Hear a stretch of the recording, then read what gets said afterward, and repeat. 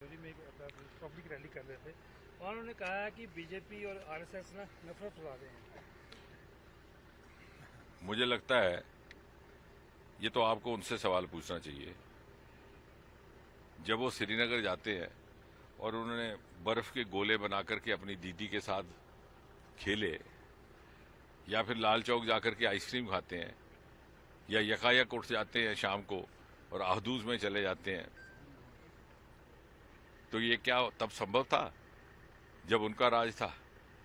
केंद्र में भी कांग्रेस की सरकार, प्रदेश में भी कांग्रेस की सरकार, ये सिक्योरिटी कवच के अंदर छिप करके बैठे रहते थे, साहस नहीं रहता था बाहर जाने का। ये इनकी फैलाई हुई नफरत का नतीजा था कि 30 साल तक जम्मू कश्मीर को आतंक के साये को झेलना पड़ा। हमारी 3 पीढ़ियां और 3 दशक जाया चले गए, और उसका प्रमाण ही ये स्वयं है। आज मोदी जी ने माहौल बदला है, स्थिति सामान्य की है। जहां 2.5 करोड़ पर्यटक आते हैं वहां 60-70% मतदान होता है। इन्होंने वो नफरत फैलाई हुई थी कि पाकिस्तान से हड़ताल की कॉल होती थी, यहां शटडाउन होता था, पोल बाइकआउट होता था, पुश दर पुश बहिष्कार चलता था।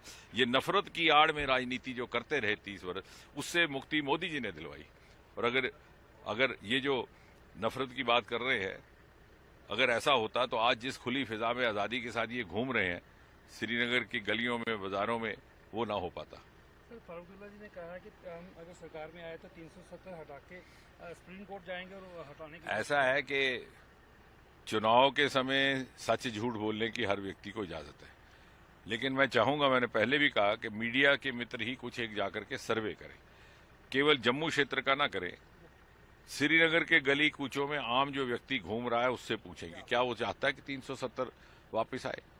हो सकता है खौफ के पर्दे में वो खुल के बात ना कर सके, लेकिन वो भी नहीं चाहेगा, क्योंकि विशेषकर हमारा युवा वो देखता है कि जिस प्रकार से मोदी जी ने अपार अवसर, मौके हिंदुस्तान भर में नौजवानों के लिए उपलब्ध करवाए हैं, वो नहीं चाहता कि अपने आप को वंचित रखे। He does not want to miss the बस।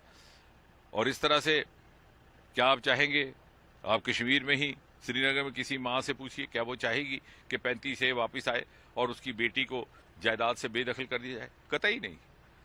आम कश्मीर का व्यक्ति जिसकी दुहाई देकर के 370 मांग रहे हैं, वो भी 370 के हक में नहीं, 370 का लाभ उठाने वाले भी यही चंद एक लोग हैं जो अपनी राजनीति बनाए रखने के लिए 370 की आड़ में अपना स्वार्थ आगे बढ़ाते रहे।